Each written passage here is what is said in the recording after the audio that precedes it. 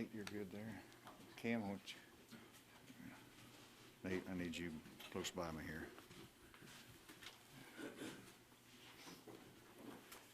Thank you for joining me and my health team today. We've been in meetings a large part of the morning, talk about everything from logistics and supply chain to what the future holds.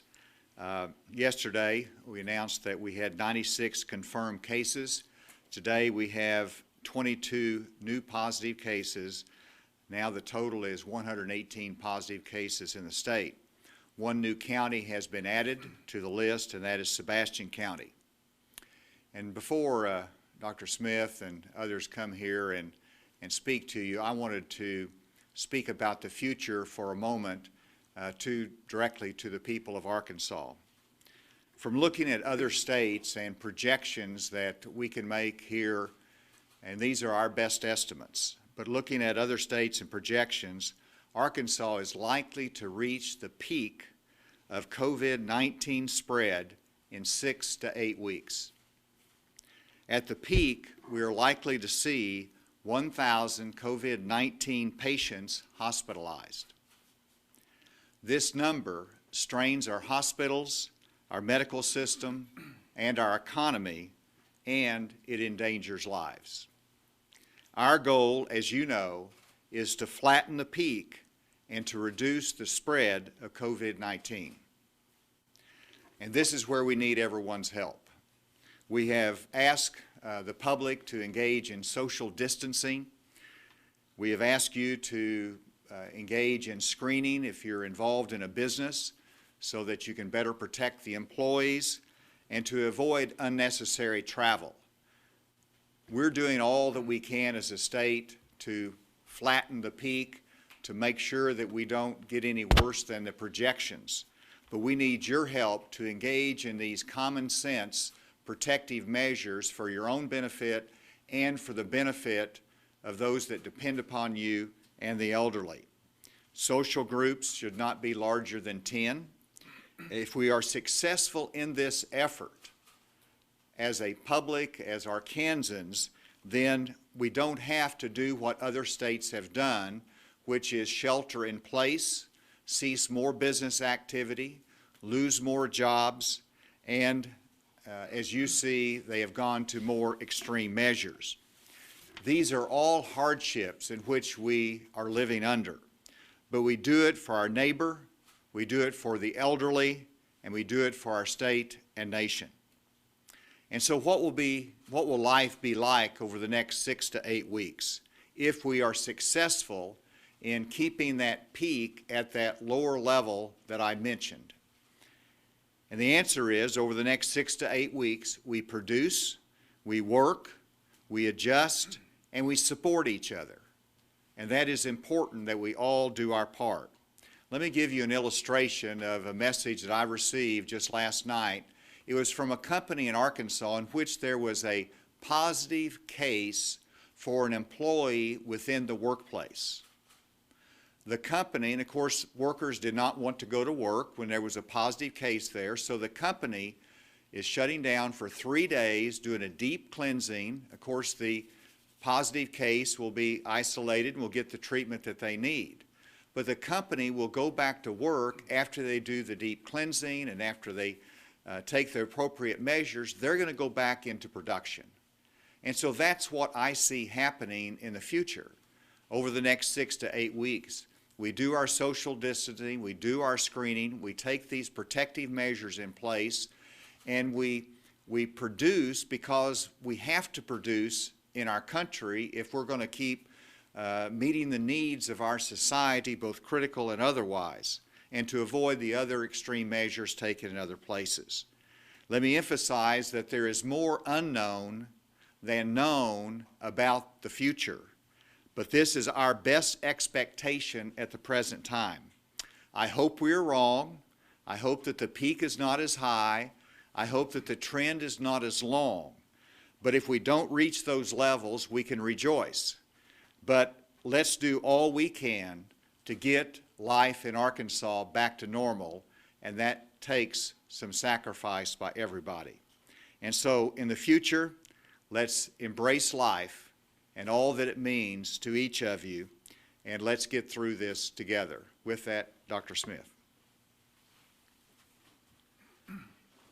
Thank you, Governor, for your leadership during these difficult times. Thank you also, Surgeon General Greg Bledsoe and Chancellor Cam Patterson, for your partnership and leadership as well. Our current numbers for today is 118 cases that have tested positive. Of those, we have 9 children, 18 years of age or less. We have 32 seniors, 65 years or greater, and 77 adults ages 19 through 64. We're about evenly balanced between females and males. And then in terms of race ethnicity, we have 21% African American and 68% white, and then the other are divided amongst. We have 13 of our 118 patients are hospitalized, 7 of whom have required ICU admission, and 4 that have been on a ventilator at some point during their hospital course. A few other things that I wanted to cover briefly.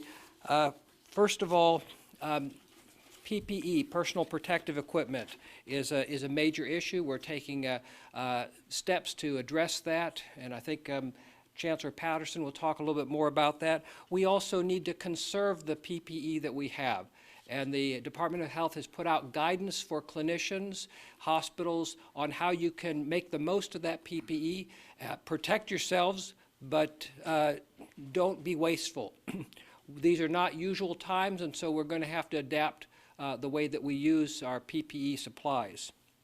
Second, we have put out guidance for dentists concerning focusing on just the absolute necessary procedure, putting off elective visits and procedures, because many of the procedures that dentists do produce aerosols, which can cause a high risk of spread of COVID-19 to patients, to dental hygienists, and to the dentists themselves. We ask that you follow that guidance, and we will be strengthening that with a directive.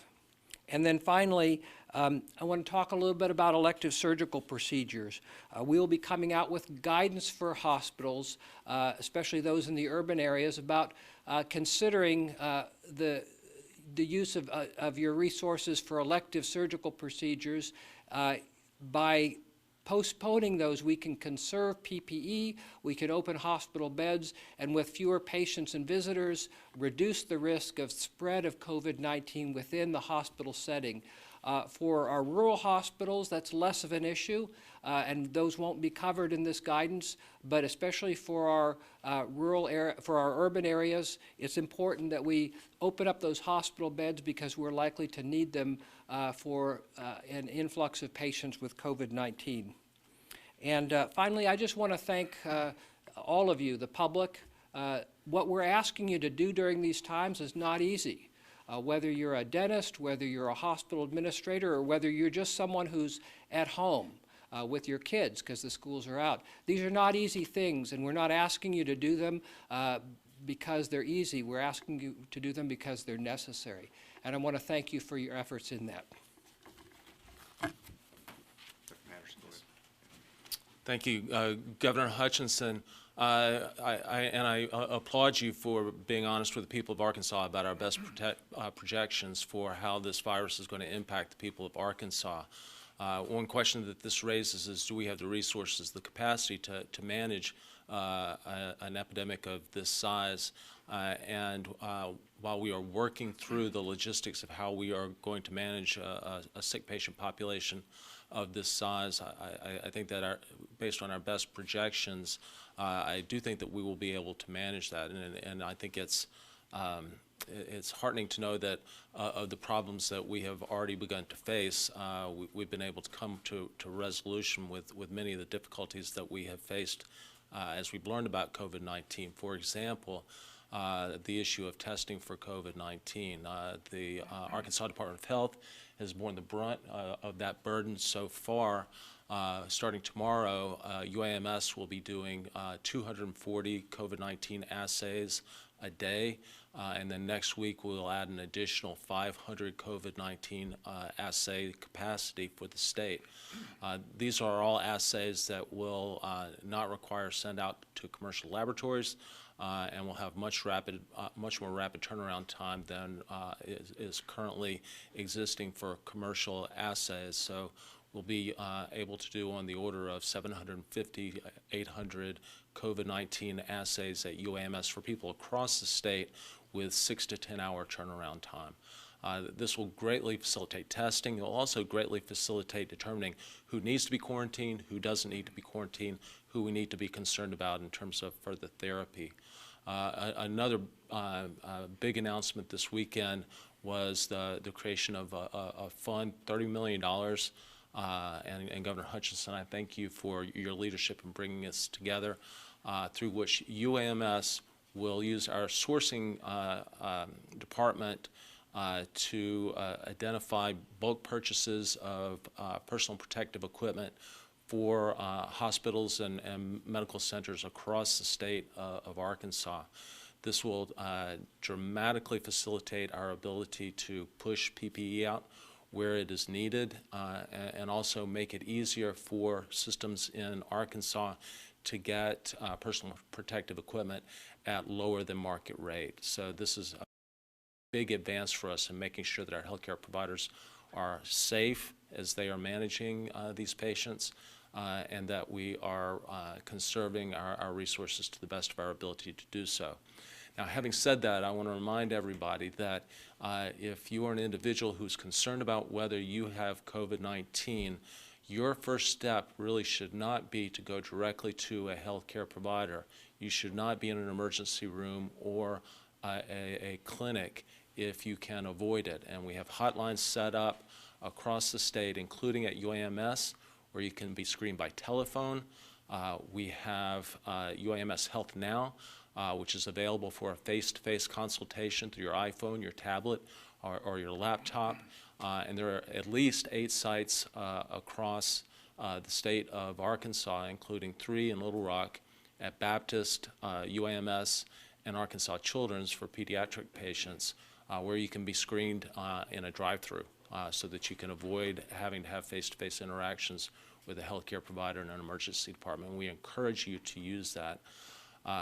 Remember, the things that we can do to help stay on the trajectory or improve the trajectory that we are on are simple. They're the 4 things that Governor Hutchinson articulated: social distancing, good hand hygiene, screening when appropriate, and avoiding unnecessary travel. If we can just focus on those 4 things and do them well, we will be in good shape.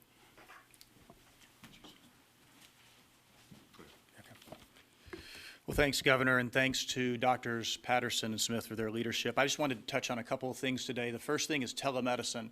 It was with great effort we expanded the telemedicine services in the state last week. We want to thank everyone who participated in that. First, Governor Hutchinson, because of his executive order, which opened up telemedicine in the state of Arkansas, but also to the insurance providers, to Medicaid, and then the providers themselves. This has not been a simple transition. It's been a lot of work. It's not perfect. We're still tweaking things, but it's something that's been good for the state, and we want that to continue. If you're a provider and you are still seeing patients, you need to try to use the telemedicine services that are being set up. Try to start first with telemedicine, and then, secondarily see people face to face. There are a lot of resources to help you with that. And if you have questions about handling the COVID-19 patients, the coronavirus patients, I want to give you a call number. This is for clinicians. So this is not for the general public. This is for doctors, nurse practitioners, nurses, people like that who are taking care of these patients and might have questions and want to speak to an infectious disease expert. The number is 884-930-3023. Once again, that's 884-930-3023. 3023.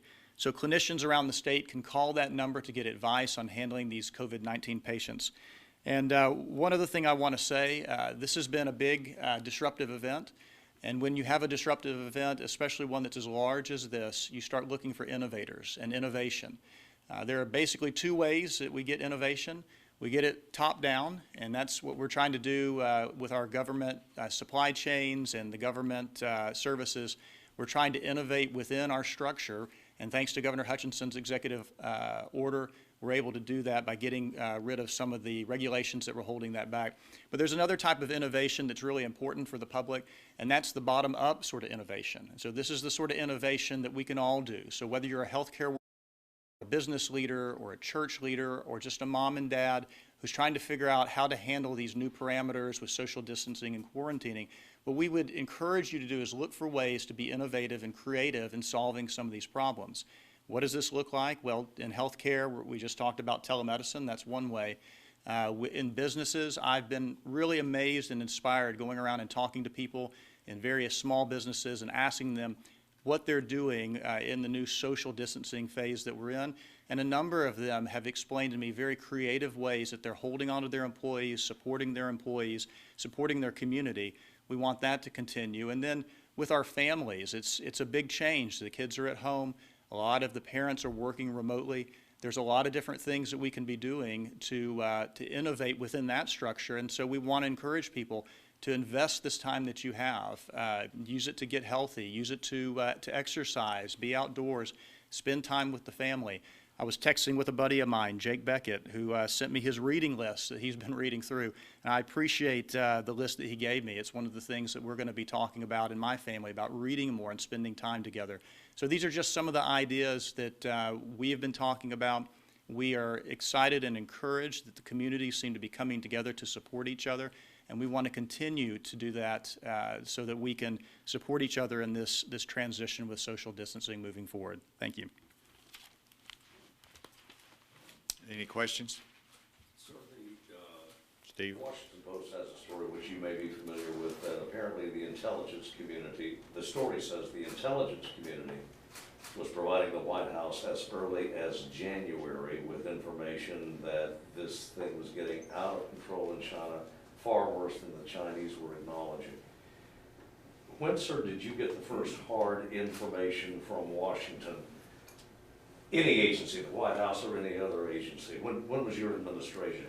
Did your administration get some early warnings? What were the first? Our warnings were generally the public information from the media. You know, I couldn't pinpoint a date. I'd have to look back in the calendar. Quite frankly, probably the most early serious warnings came from Senator Cotton, who raised the alarm, actually, what I recall. But I'd have to get specific information. But generally, we received information through the public venue as to the challenges that might be in the future for the country. In other words, you were getting it as soon as we were. Is that Yes. fair? That's correct. Yes. I want to ask more about this peak in 6 to 8 weeks. At that point, what's your expectation in terms of tests per day? How many positives do you expect to be getting per day? And what the total population that you expect to be sick at this time? Let me emphasize that whenever you articulate it with the number of COVID-19 patients that are hospitalized at 1,000, there during the course of a week will be patients who are hospitalized and released to go home. So that is a peak of a constant state of hospitalization of 1,000. That's just a measuring stick. Obviously, when you reach the peak, then you have a downward trend, which we're anxious to get to. And of course, then you still have people hospitalized, but it's a downward trend. I'll let Dr. Smith start on the comments as to how this relates to testing. Obviously, if you have 1,000 that are hospitalized, then that means you have many, many more that are sick that are simply at home, and you have many, many more that are being tested. So why don't you add to that, Dr. Smith? I'd like to start by saying that modeling and estimates are all based on previous experience, and we have limited experience with this virus, and so none of them are likely to be precise. But based on our estimates of how many in populations that have been infected so far, then we can look at that and then estimate the number who are likely to be ill enough to require hospitalization. And that's different in different populations, so there's obviously some range to that. And then, of course, a smaller proportion of those who will be sick enough to require more intensive care or a ventilator. And those are some of the numbers that we're looking at. Again, there's a range of estimates, but this is what we'll continue to refine as we go along, as we get more information about what's actually happening here in Arkansas. But do you have like a rough estimate for what percentage of the population you think will get sick from this virus? It'll be difficult to know here. What we're finding out is that many people are infected asymptomatically or have very mild symptoms, and so what we've had reported to us may not be the total percentage of the population that's actually infected, but models have used a range from 27% up to even higher, 45 or so percent. What known rate of infection will you require that people actually shelter in place the way it's been done, Governor? Well, this is something that you evaluate every day, but the purpose of my communication today on the next 6 to 8 weeks in our future is to give people confidence that if we do what we're supposed to do in terms of social distancing and taking care of ourselves and each other, then we will meet our goal, we'll reduce that trend line, and we won't have to go to those extreme measures, such as you've seen elsewhere, home isolation, sheltering in place and things like that. That would just totally shut down everything, except for essential services. And so your question is, at what point do you make that determination? That determination, one, is not being planned. That is very, very important, because I get constant communication. Are you going to be shutting down the construction industry? Are you going to be shutting down, manufacturing? And the answer is there's no plan to do that. And if we do what we're supposed to do, we won't have to get there. This is a public health emergency, and we'll listen and evaluate that every day based upon what we learned from other states, what is successful, and what we need to do to reduce that trend line to get us over this as quick as possible. Has the health department suggested a rate where you might consider it a rate of infection among the population? I believe the answer is no, but I'll let him answer that. No, that's really a more complicated decision than one parameter, and we're really not going to know the true percentage of the population infected because we won't be able to test everyone every day. But we'll be looking at number of hospitalizations, we'll be looking at the acceleration of new cases, we'll be looking at what's actually happening in our communities. If they've largely shut down anyhow because of sick individuals, that would be a reason. But very much so, we're going to be looking at the experience of other states. There are big costs to sheltering in place, and there's, so far, not a proven benefit to that. So we want to see some evidence that those are strategies that actually work before we recommend them or experiment with them in our state. Can you give us an update? Sorry. We're going to go back here, but I've got one more comment. Let me finish up here that when you look at measuring sticks, you could say, well, how many are we testing? How many actually have COVID-19? You could look at how many people are hospitalized. I do believe that the hospitalization is a good measuring stick because, as Dr. Smith pointed out, that you'll have some that will be COVID-19, but it'll be easy for them to overcome. They're not hospitalized. They go home, they get over it, the young and those that are healthy and fit. So the hospitalization is a good criteria to look at, and that's why we sort of pinned that. Yes, ma'am. If the peak is projected to be in 6 to 8 weeks, what will that mean for schools? Do you imagine closing schools at that time? We have closed schools to April 17th, and that's where we evaluate it every day between now and then, obviously giving everybody adequate notice. But we're going to see what we learn between now and April 17th as to whether we're on our trend line, how we're responding as a society, are we reducing the risk and the hospitalizations, and hopefully we'll be on target to be able to go back to school at that point. But this is something we'll evaluate day by day as we get to that point. And what are the projections if we do flatten the curve in that 6 to 8 week mark? You mean if we flatten it more than, well, if we flatten it more than the 1,000 hospitalization at the peak, then that is great news. That means that we can have a closer opportunity to get back to normal.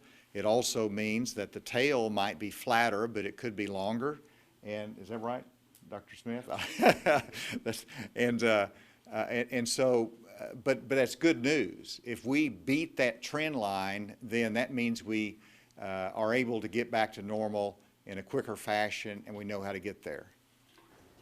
Perhaps I missed it, sir, or misunderstood, but from the medical community, if this is the term, the stress level on our hospitals, not just in Little Rock but elsewhere, how are we at a stress level approaching it, or is it manageable for the time being?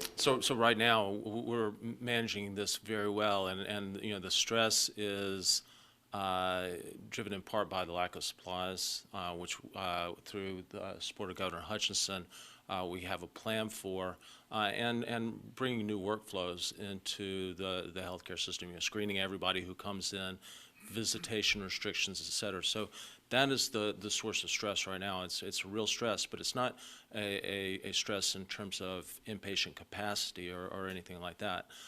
No hospital has had more than 2 patients who are COVID-19 positive at a time right now. But the stress that we have is real, and as the numbers increase, the stress is going to get greater. So I would encourage everyone in the community, I'm sure you all know members of the healthcare profession, now would be a great time to take 5 minutes and just say thank you for doing a good job, for putting yourself in harm's way, and for helping us get through this as quickly as possible. Yes, ma'am. My first question, out of the new cases that were announced, are any of them at the nursing homes that were affected earlier, or any new nursing homes affected? Yes, we have, fortunately, most of those tested that we've tested so far since yesterday in the nursing homes have been negative. But we do have additional cases in 2 of those 3 nursing homes. We have a lot more that we'll be testing today, so we'll have probably a clearer picture of what's going on in each of those 3 facilities by tomorrow or Monday. Okay, and do you know any precautions that they're taking now that they know that they Absolutely. We have given them guidance on infection control procedures. We are excluding health workers who have tested positive and segregating those residents who have tested positive from those who either have tested negative or who have not yet been tested. And then I have another question for the governor. Earlier this week, you said people could file for unemployment online and not to come into the office. We've talked to some people who have reached out saying they've tried today, but it says they can't do it and have to do it Monday through Friday during certain times. Is this only a thing that they can do on weekdays, or will it be available on weekends as well? Well, the online system should be operational, but we're also dependent upon the federal system, and the federal system has had a glitch because of the enormous volume nationwide, because they have to take the Social Security number, put it in the system, and that's been part of the challenge. So everyone needs to be patient with that part of it. I would encourage everyone who's looking for unemployment assistance, you don't need to go to the office. You don't need to go to the Workforce Services regional or county office. Look first online. There'll be a number that you can call as well, and be patient. Stick with that. But the more that it goes down to the office, then one, there's a more exposure potential, but also you've got the fact that it's just a better opportunity to do it online or by telephone. All 3 of those options will be available. They're working hard to make it workable. but there's just such a massive volume nationwide and in Arkansas that it's going to take us some time to process through that. I have a fiscal comment. John? Yeah, can you give us an update on the fiscal session as well as tax filing? I had a conference call with some of the House Senate leadership today to discuss both the fiscal session as well as the tax filing time. We have more work to do on that before a final decision is made. I'll just emphasize that the federal government has two options that we don't have, or two opportunities that we don't have. Their fiscal year ends in October 30th. Ours ends June 30th. So their extension to July 15 does not impact their fiscal year. To us, that does. That would extend it beyond the fiscal year. Secondly, we have to balance our budget.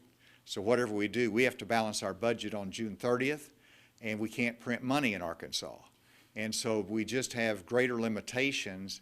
We're looking, because we want to be able to provide relief, and I applaud the legislators and the leadership for looking for creative alternatives. We have a lot more work to do before I can be definitive on that point. Hopefully sometime next week we'll be more clear. In terms of the fiscal session set for April 8th, that's said. I don't expect that to change. They indicate that they are trying to still sort through the how to accomplish that consistent with the Constitution and these public health directives. Leslie.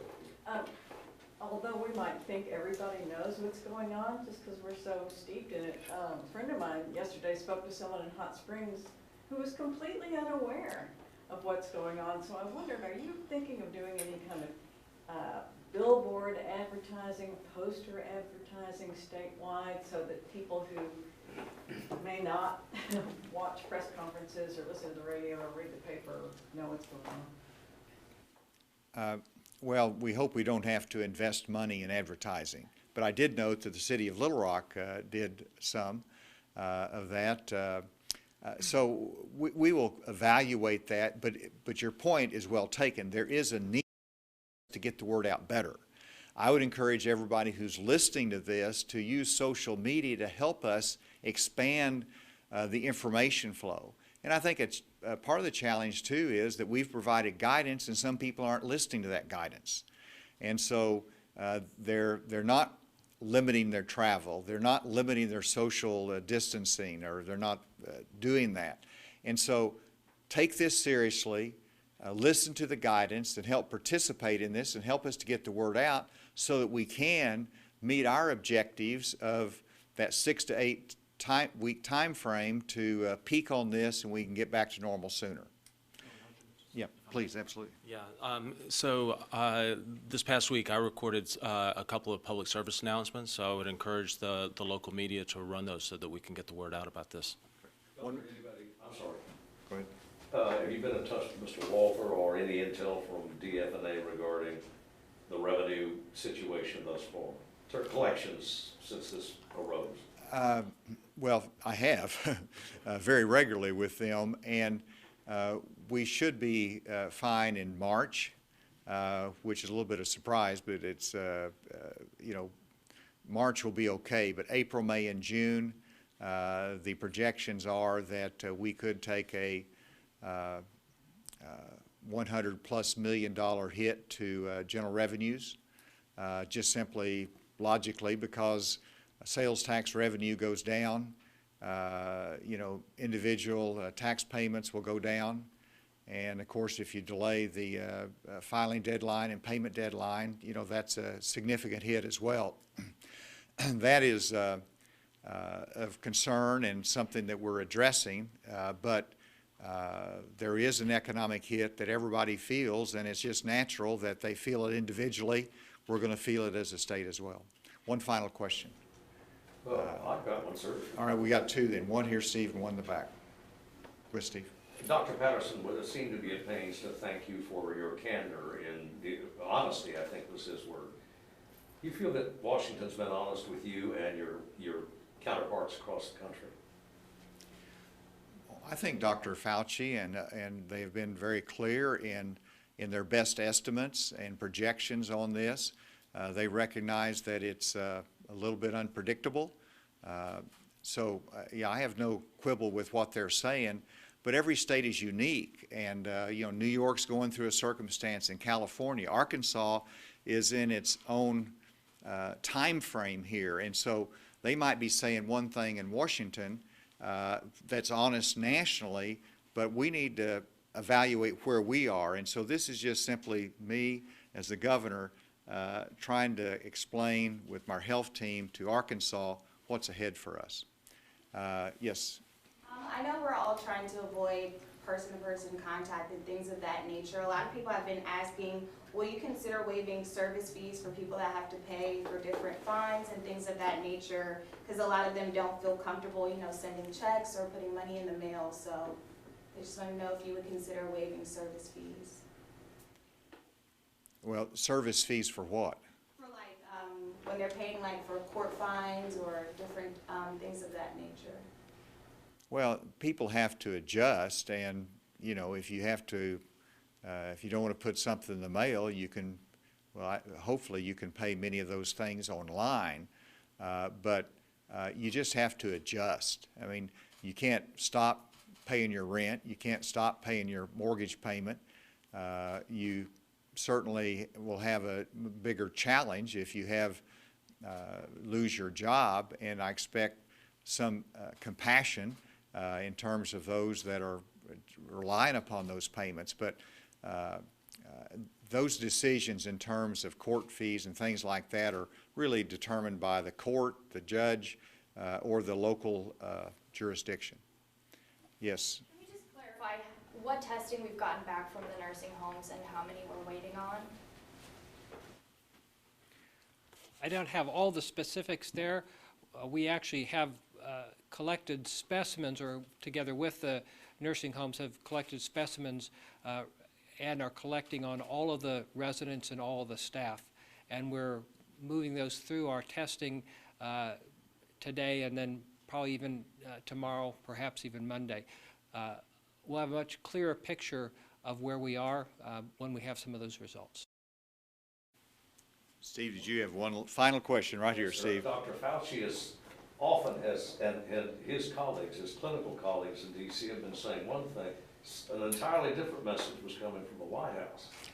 Let me just say, I know the president and his team just had an hour and a half news conference on this. I didn't have a chance to listen to it.